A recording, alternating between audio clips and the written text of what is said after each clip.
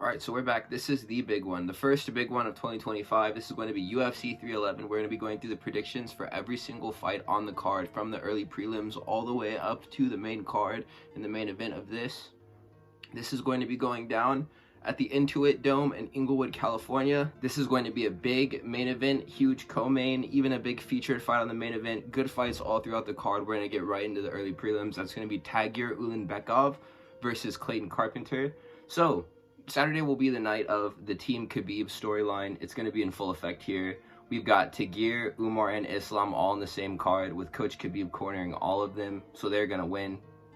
And also, just want to make a side note, what happened to Khabib on that airline was totally unacceptable, dude.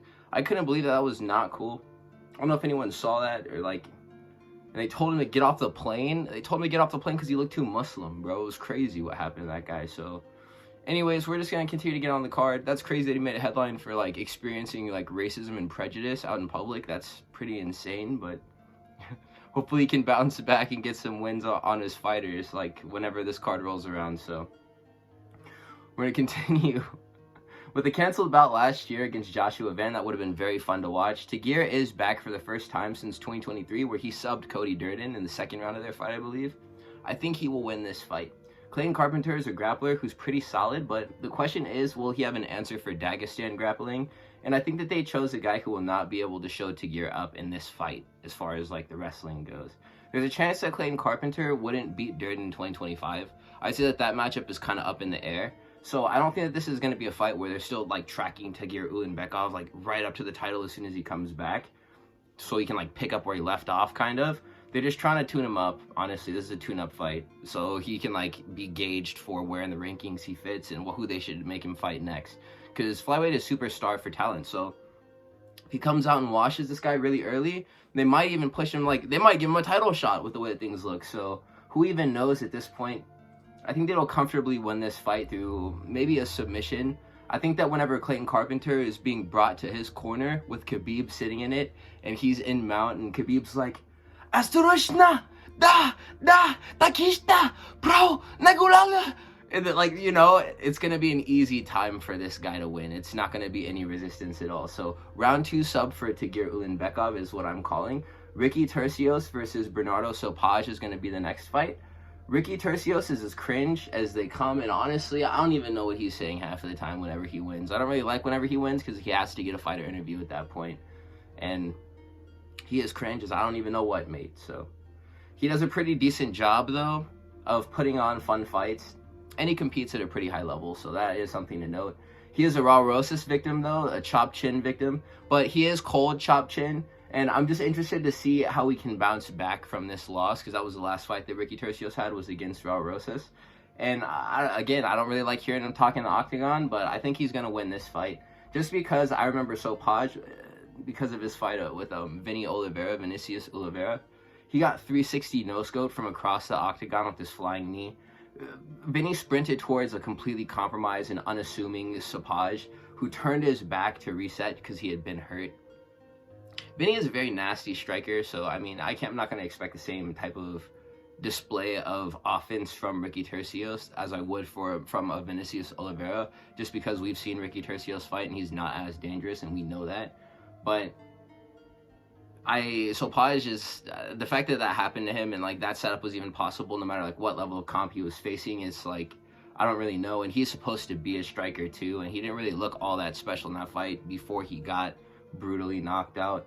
And he got dropped this way just because he had been hurt. And Vinny does have this crazy ability in striking. I just really don't like what I saw from Sopaj in that fight. So he's already been exposed in striking as a striker.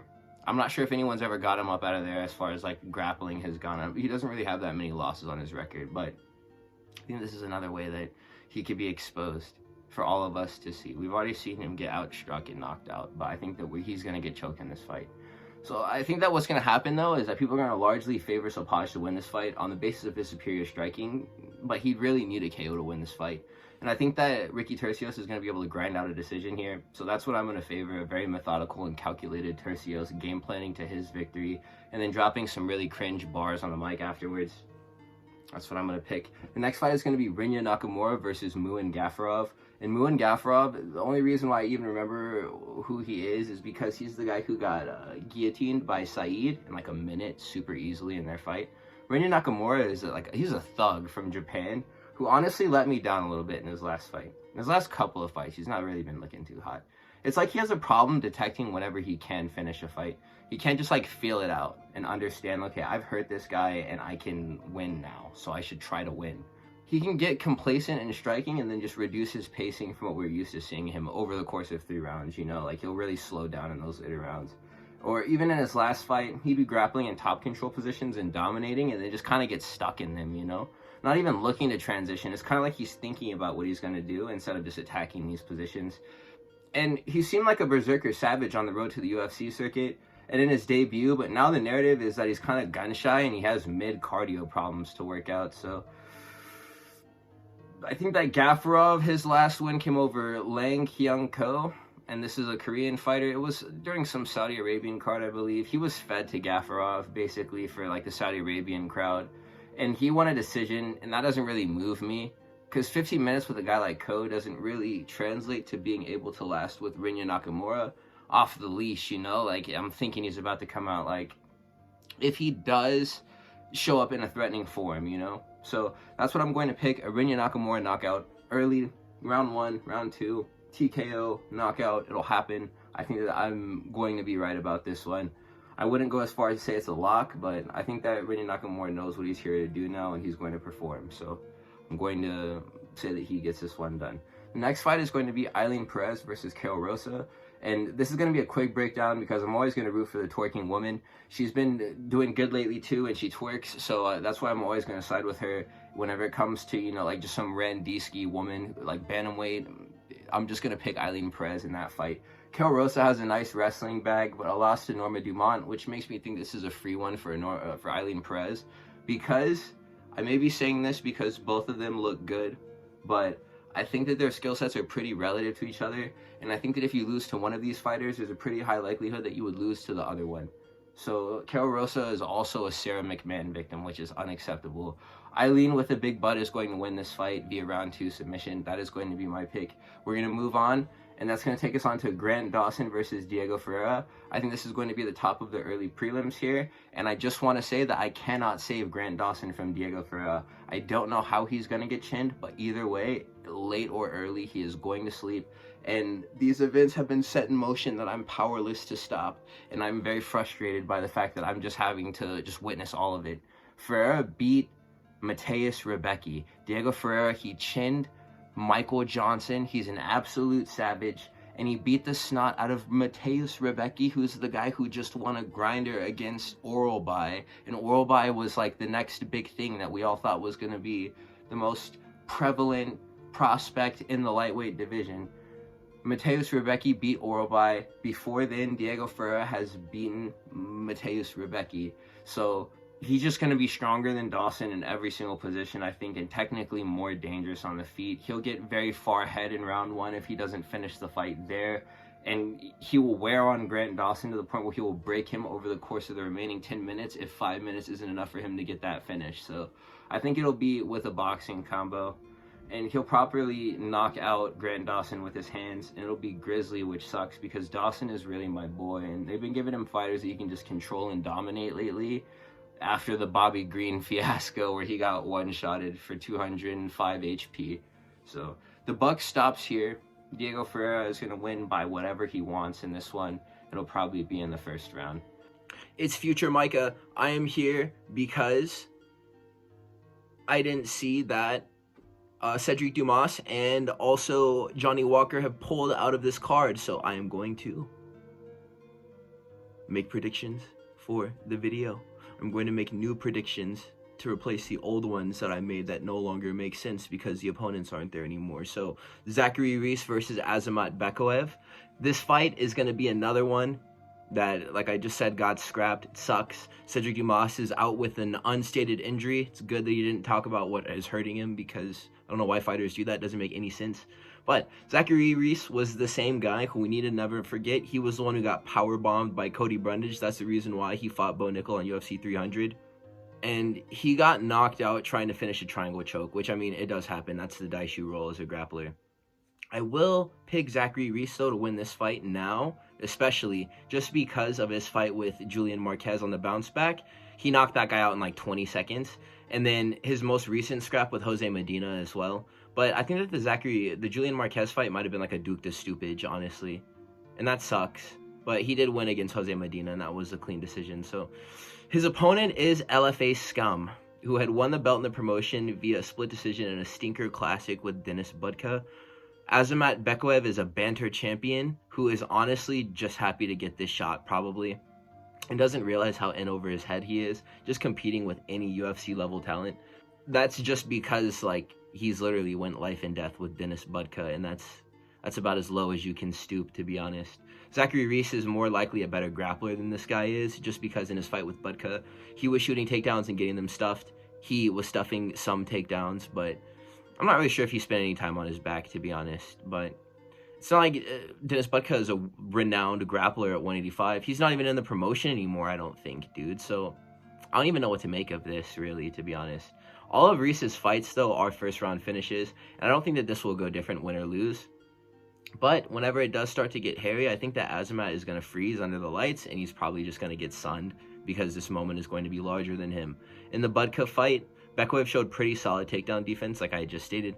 And, like, Budka is sluggish, and he's, like, lazy with his entries, especially after he gassed out. He was grappling like dog crap. And Azamat Bekoev gassed out, like, 30 seconds after Dylan Budka did, so from there, their fight was literally just a staring contest. So that's the reason why I think that Zachary Reese has more experience being in danger and overcoming adversity than Azamat Mirzakhanov, who will freaking lose his balls fighting horrible fighters, honestly. Like, I was shying away from using this terminology, but Dylan Budka is not a good fighter, and that's not even a secret. So I understand. Zach Reese is going to be the guy who wins this fight via round one, whatever, probably sub.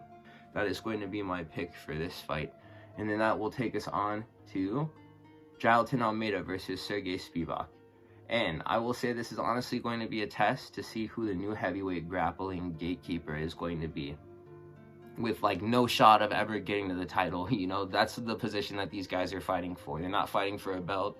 They're just fighting for, like, the ability to pick out certain heavyweights who are up or down in the rankings to get cheeky submissions over them on random whims.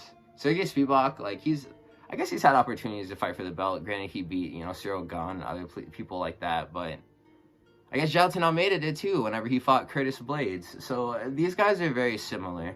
And Spivac has been effective at holding on to this job of, you know, just being that mid grappler. I mean, I guess they're the best grappler in heavyweight. So these guys are both mid-sized heavyweights who generally lose to fighters who have solid skill sets and frames that make it so they need to cut to 265.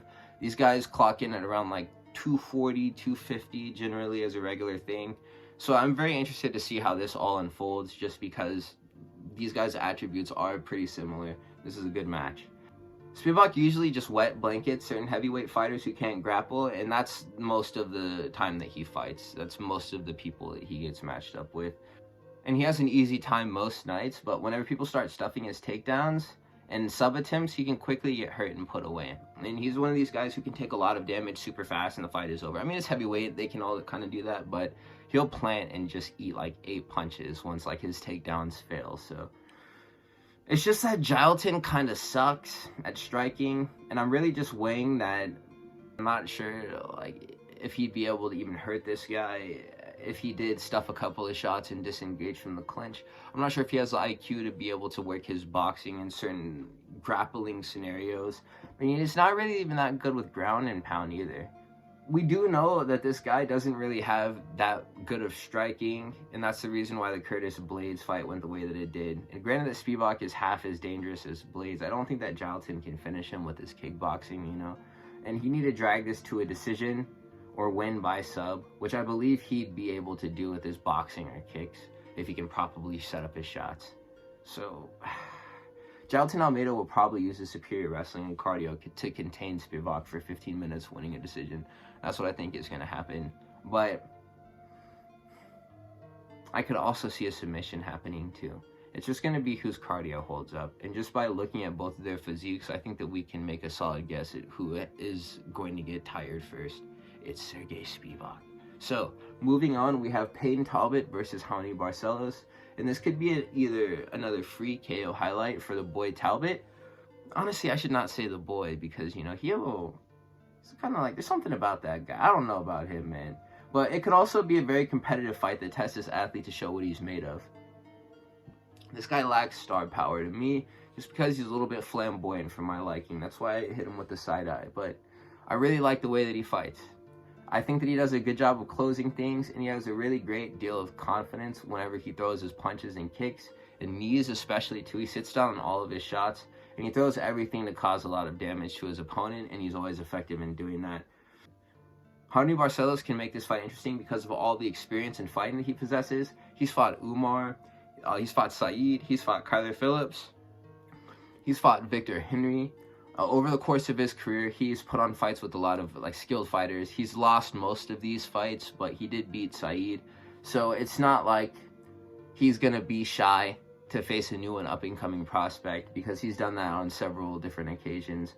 Win or lose, he's still taking these fights. And he doesn't really look too bad in them. He does get finished sometimes, but these guys have to beat somebody in order to be great fighters.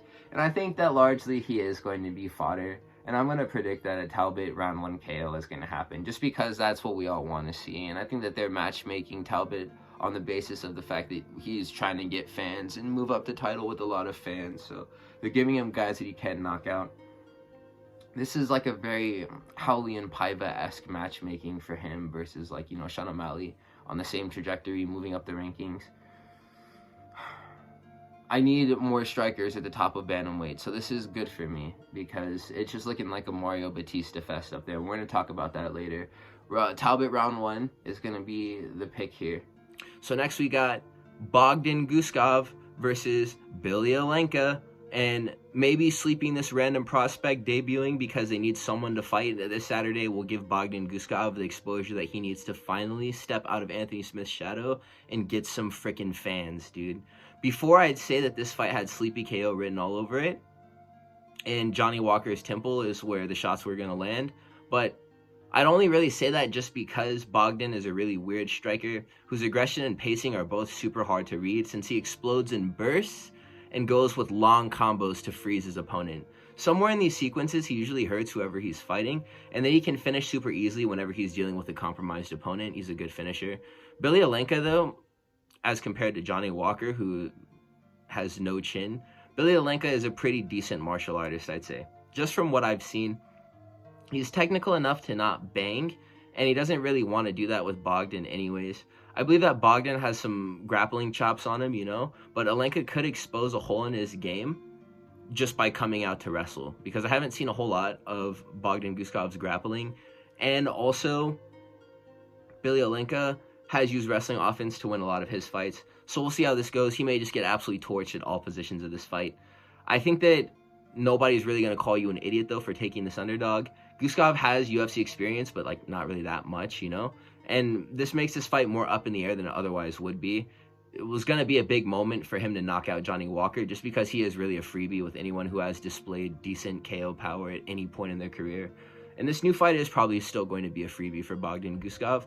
So I'm calling a round 1 KO on pretty medium confidence, maybe even low confidence. This guy, like, the Randys they've been pulling from the regional scenes to put on cards to save fights have honestly been pretty good lately. So you really got to watch these guys. I will pick Bogdan Guskov by round 1 KO, but if he does get knocked out in the first round too, that's like, there's good fighters coming in the promotion and they're just like flooding in, I guess. So this is what we wanted. All right. Past Micah, take the reins back. I will catch you fellas. So the next fight that we have moving up the card is going to be Kevin Holland versus Reinier de Ridder. De Ridder has been recently beat up really badly by the one triple champion. I think his name is Malikin, on 2 separate occasions, and those are his only 2 losses ever on his record. So Malikin hits hard, but isn't like a particularly great striker. He's very powerful, and his boxing is decent too, but whenever you directly compare him against other middleweights, like the greatest strikers ever in middleweight in the UFC, Malikin isn't really a great striker, I don't think, personally. So the Ritter just struggles against like these power punchers, you know, and these guys who have it figured out. And in general, the Ritter just struggles in striking.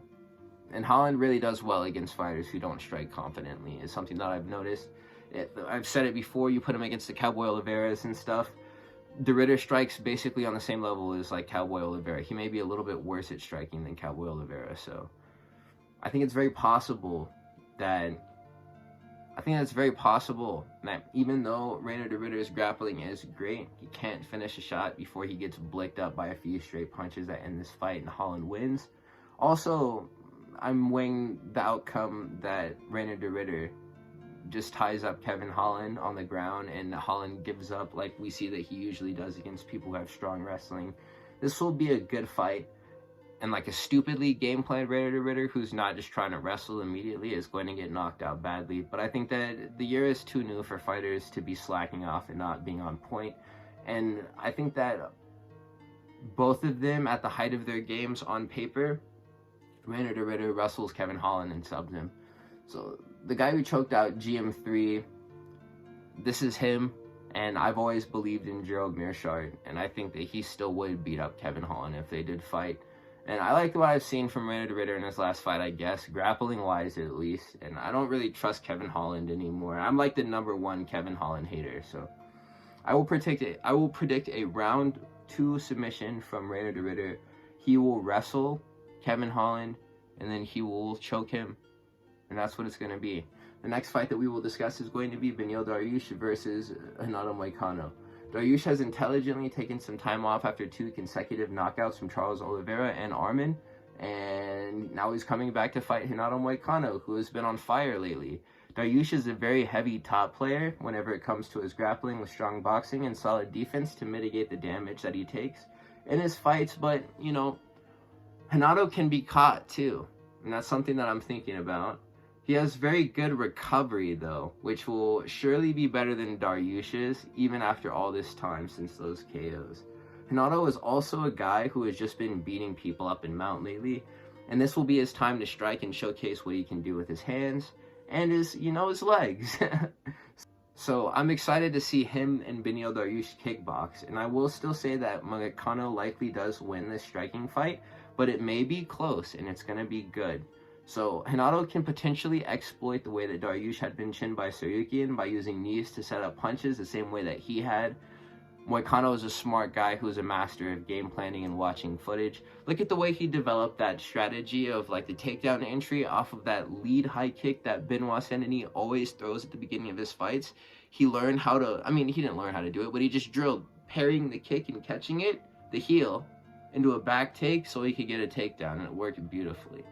So I just think that Moicano probably knows how to beat up Beneil, and he'll do it because he can't afford to lose. We know this. This is a known fact. So Renato Moicano via round 2 TKO/submission is what I'm going to go with.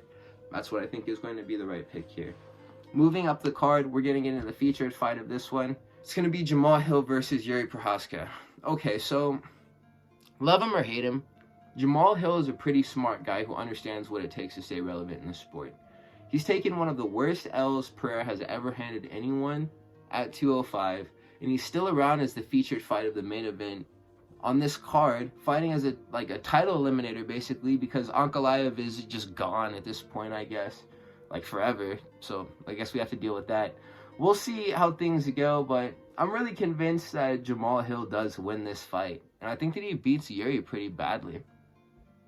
Yuri, to me, I think is done, and a super easy puzzle to solve if you can just stay poised in the face of his wild offense. It only takes one shot, really, at this weight class, just because it's a lot like heavyweight in that regard, but we may see something crazy from Jamal Hill, because Yuri almost lost to Rakic, who basically just sold because he eventually lost his composure and got finished. So Jamal Hill hasn't shown us to be the most poised fighter, but nobody really is whenever they fight Alex, and not being cool, calm, and collective was the downfall of him in this fight. I think that this one will be different, though, just because we've seen in the OSP fight and the Johnny Walker fight, he is able to set up his boxing and be dominant. Yuri is always just really spazzy and leaving himself open. I think that this will be just like that time that Yuri got knocked out by King Mo. And I'm going to predict a round 1 knockout for Hill. And that's going to take us to the co-main event of this fight card, UFC 311. I'm really not excited for this one. It's Umar Nurmagomedov versus Merab Dvalishvili. This fight is something that I'm very incapable of getting hyped for. Just because I know that both of these fighters are super boring, really. And that this will likely just be a fight that goes to decision in any outcome.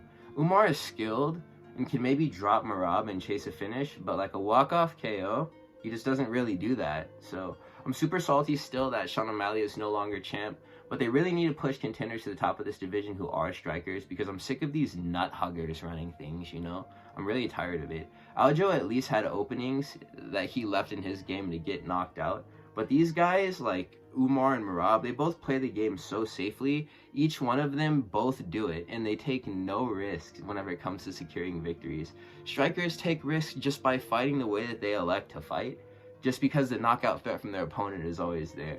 Umar does have like kind of a nice kick arsenal, and I think that he can control that range with straight kicks, but he has a risk of getting these kicks caught and being taken down, so I'm not really sure what approach he'll take.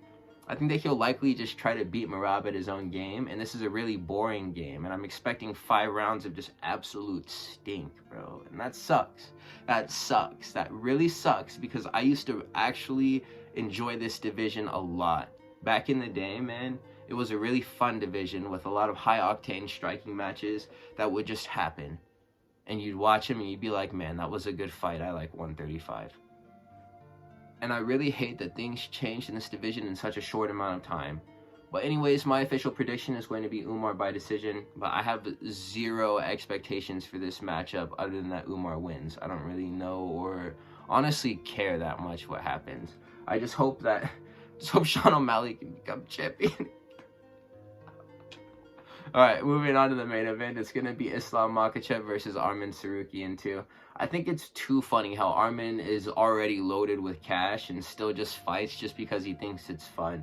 And I don't think that he's using this as a cop-out either. I just think that he really does enjoy fighting, because fighting is a fun thing to do. But it's very funny that he already owns a Rolls Royce. And I think that taking that pressure off of himself to like provide for people with this occupation is... I don't think it's a negative thing, because he can just do what he wants, and he's already made it so far. It's not like he's like lying to us. He's good at fighting, so it doesn't really matter to me. But one thing that is for sure is that Islam is the greatest combat sports athlete of the modern era behind John Jones, and I think that he will secure his 4th title defense to break his cousin's record and become the most accomplished lightweight champion ever. And I'm ready to see this happen, because the lightweight division really has been like a scramble to see who's going to step forth and hold the belt for a long time, and nobody's really been that guy. Yeah, I mean, like, something always kind of gets in the way. I mean, we could be technical and say that Islam won the belt off of Charles, but really, Charles lost his belt against Gaethje on the scales, dude. So this is a weird division. To hold the belt for a long time is a massive accomplishment. Islam is here to fight, and Arman has a hard time when people do stuff his takedowns. Not too long after fights came back during COVID, Arman lost to Gamrot, and Islam was able to win before just by cutting off his offense with sprawls and reversals whenever it came to wrestling on the ground and on the cage. Charles Oliveira, too, he almost finished Arman in each round of their fight pretty much with submission attempts. And I think that Islam Makhachev can be comfortably stated to be a better submission specialist than Oliveira, with all other parts of MMA considered other than just jiu-jitsu, which is like the primary thing that leads to people getting subbed. Islam Makhachev is better at subbing people than Charles Oliveira is. I'm very convinced of this. I think that Arman's path to victory is just going to be better than Islam Makhachev, which he isn't, or catching him on the feet, which he may be able to do after, you know, he made Beneil Dariush really sleepy. So that was very interesting to see his power on display in that fight. I think that the Arman dub comes by knockout if it does happen, but Islam is going to be ready for this fight everywhere. Makhachev was walking down Dustin Poirier in their fight, so I don't believe for a second that he's going to be gun-shy in this one. He's going to perform the way that we're expecting him to. Makhachev is making it a point to make each of his fights significant, too, so he's going to be pushing for a finish in this match, and he will likely secure it in the middle rounds. I'm thinking round 2 or 3 is when we're going to see like a choke or a TKO. So he's going to weather the early storm, and he's going to drown Armin in the later rounds the same way that he had done to Dustin, I believe. If Armin doesn't show up ready to have a fight, then he's going to get packed out like pretty early, maybe even the first round. Islam is very motivated, and I want to see him make it to the undisputed lightweight GOAT status if he isn't already there, you know. So that's going to be this card. I'm very satisfied by the way that 2025 is looking already. That little peon Mackenzie Dern versus Amanda Ribas card was one of the best fight nights I've ever seen in my entire life. And that's what I like to see from you, 2025. So let's keep this going. First numbered event. Hope it's a good one. I honestly have a really strong gut feeling that it is going to be. Yes, please stay safe, you guys. Thank you for making it to the end of the video. Like, comment, and subscribe.